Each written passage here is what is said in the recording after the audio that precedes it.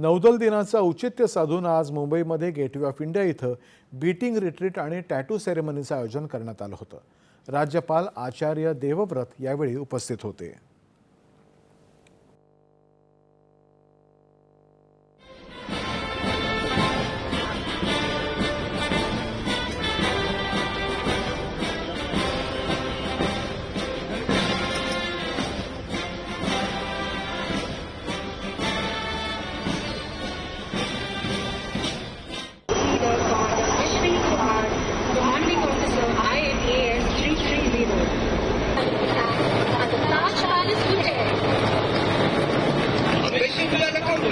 Can we have a huge round of applause for the sappers and the marine commandos of the Western Naval Command?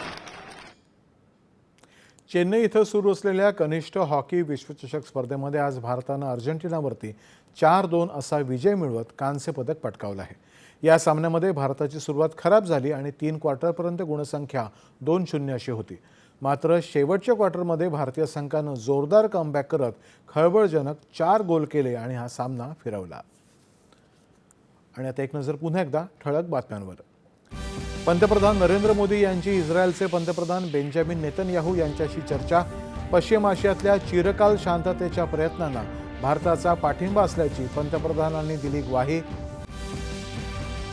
निवडणूक आयोगाला SIR करण्याचा संपूर्ण संवैधानिक अधिकार। विरोधकांच्या मागणीनुसारच मतदार याद्यांमध्ये सुधारणा। गृहमंत्री अमित शाह यांचं विरोधकांना उत्तर। परदेशी घुसखोरांना संरक्षण देण्यासाठीच SIRला विरोध। निवडणुकीतल्या पराभवामुळेच असे आरोप विरोधक करत असल्याची अमित शाह यांनी केली टीका। विरोधी